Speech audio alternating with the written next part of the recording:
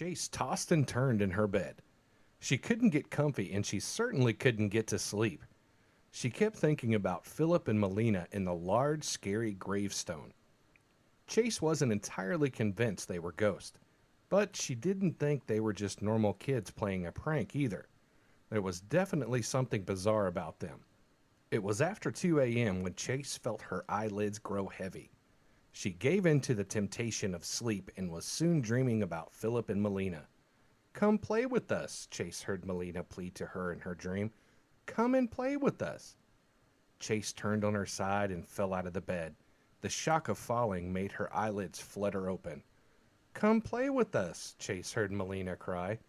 The blood in her veins went cold, and she could feel the clammy sweat sticking to her body. Chase knew she was awake, but the voice kept on repeating the terrified words. "Come play with us now," Melina shrieked so loud that Chase had to cover her ears with her hands. "No, leave me alone," Chase begged in a whisper. "I cannot leave you alone," Melina said sadly, finally appearing in front of Chase. Chase shook furiously as she watched Melina slide right through her bedroom window, which was on the second floor and locked. "Please go away," she begged again. "I can't," Melina repeated. "You know too much. I didn't want Philip to show you our parents' grave, but he went against my wishes. Don't be mad at me, Chase. It's all Philip's fault." "Are you really ghosts?" Chase asked in a small voice. "Yes," Melina said, moving closer to Chase.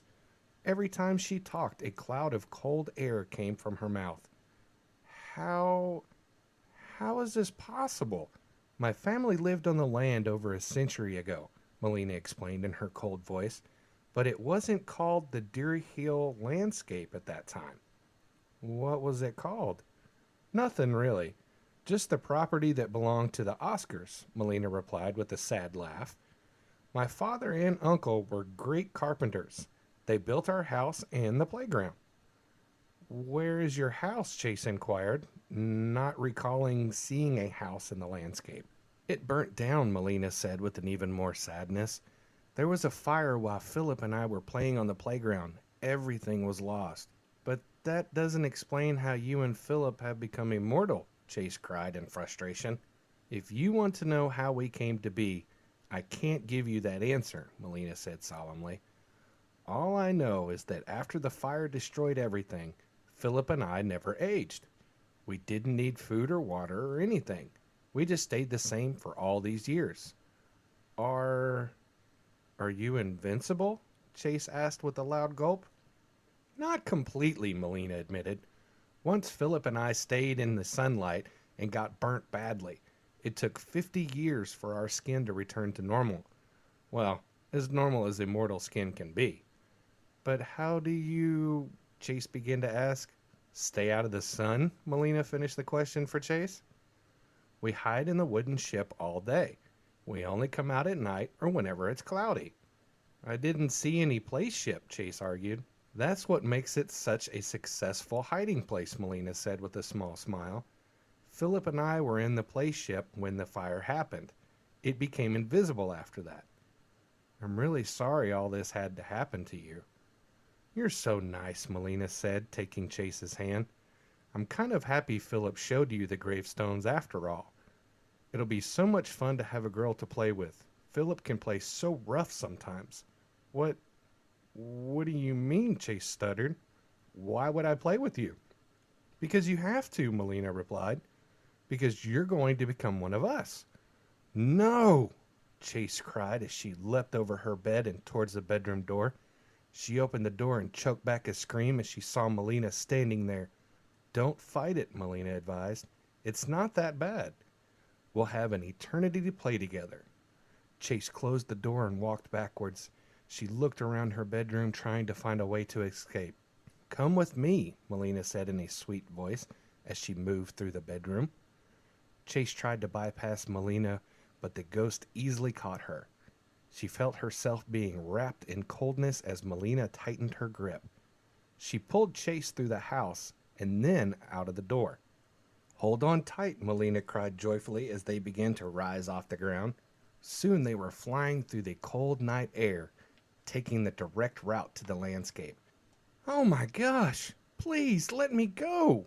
Chase cried as Melina took them higher into the night sky. "You know I can't do that," Melina replied with little emotion. She'd become apathetic to Chase's constant plea for freedom. Melina and Chase finally arrived at the playground where Philip was anxiously awaiting them. "You actually managed to get her?" Philip said to Melina, as if Chase wasn't present. "Good job. I didn't think you could do it." "I've done it before," Melina said, rolling her dark eyes. Chase felt her heart race as she looked around the playground and saw 3 boys sitting on the monkey bars. 2 boys looked like they come from the same era as Philip and Melina, while the other boys looked like a child of the 60s. "I know you successfully retrieved others before, but this one was particularly energetic," Philip commented.